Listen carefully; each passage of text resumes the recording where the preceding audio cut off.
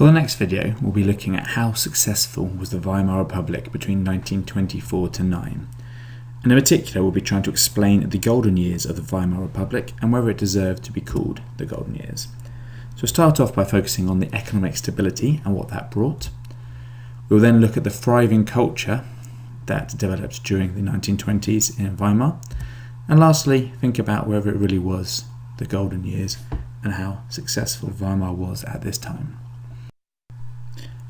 Now ultimately, the economic stability led to the cultural revival and rebirth.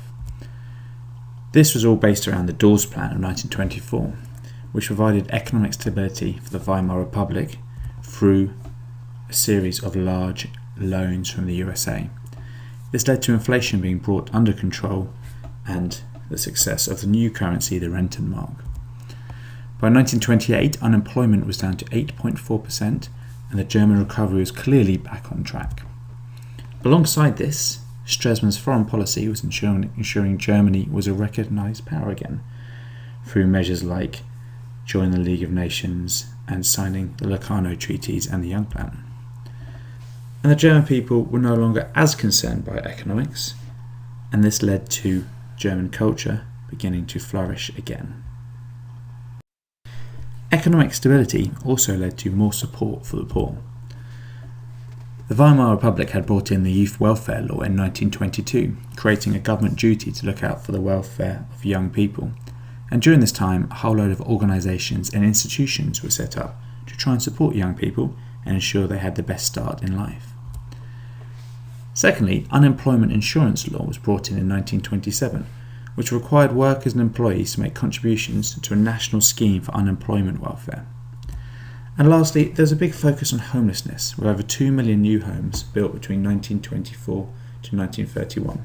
And here we see the influence of the left-wing Social Democrats in the Weimar politics, in the existence of these ultimately left-wing policies to try and help the poorer members of society. So it's in this context that we see what is known as the golden years of the Weimar Republic. Under the Kaiser, freedom of speech had been controlled, but the Weimar Constitution allowed for free expression of ideas. So Weimar became a hotbed of cultural expression.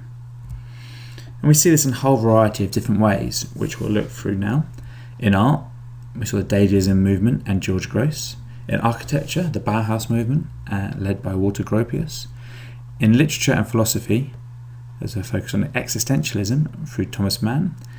In cinema, German Expressionism became very popular, as well known by Fritz. And lastly, celebrity, we see the rise of actresses and celebrities like Marlene Dietrich. So first of all, in art, we had Dadaism and George Grosz. Dadaism was often termed as anti-art. It did not intend to be pretty, but to offend by being very realistic and showing the reality of how cruel humans could be. And you see the realism in the picture shown here from George Grosz, showing quite a vulgar and unpleasant scene. It was a very anti-war movement across the whole of Europe, and as I said already, the most famous proponent was George Grosz, a former Spartacist, so a communist from Berlin, who was one of the movement's most famous artists. In architecture, we see the Bauhaus movement. The Bauhaus style of architecture developed throughout the 1920s. This rejected traditional styles to create new and exciting buildings. They were happy to design any form of building in their modern style, and here we see a monument from Walter Gropius called March of the Dead. And Gropius was one of its most famous proponents. Along with other artists, he taught at the Bauhaus Design College in Dessau. In literature and philosophy, we see authors such as Thomas Mann, who explored existentialism. Now, Thomas Mann was a German novelist. He wrote short stories and longer epic novels and won the Nobel Prize in Literature in 1929. His books were very philosophical, and particularly explored the ideas of existentialism and the work of the philosopher Nietzsche. In cinema, there was German Expressionism, led by Fritz. Expressionist cinema had been very popular during wartime Germany, where there were controls on films from foreign countries. After World War I, many other countries became interested in this German movement, bringing it worldwide acclaim. Fritz was the most famous director of this ultra-modern and anti-realism cinematic movement, and we see here a poster of one of his most famous films, the 1927 film Metropolis. And in celebrity, there was Marlene Dietrich. Marlene Dietrich was one of the first internationally renowned movie stars. Her career started in Berlin in the 1920s, acting in silent films and on the stage. But she soon attracted the attention of Hollywood and acted in many high-profile films, eventually moving to the US and continuing her career there. So actually, how successful were the golden years of the Weimar Republic? Now clearly the Weimar Republic was flourishing in terms of its culture and to a certain extent economically. But this was hugely reliant on the $25 million of US loans it received. And politically, there was still a lot of support for anti-Weimar parties throughout Germany, with the anti-Weimar parties usually getting around 30% of the vote in elections.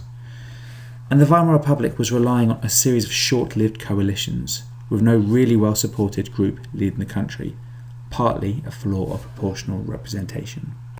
So, in summary, economic and foreign policy provided a lot more stability in this time. This stable economy led to support for the poor through unemployment insurance and other measures such as building 2 million houses. This led to a cultural rebirth in Weimar Germany. In art, there was the Dadaism movement and the work of George Grosz, the Bauhaus movement in architecture, particularly Walter Gropius, the success of Thomas Mann, winner of the Nobel Prize for Literature in 1929, and German Expressionist cinema, led by Fritz and celebrities like Marlene Dietrich. But this recovery was reliant on US loans, and there was still huge dissatisfaction with the weak Weimar Republic.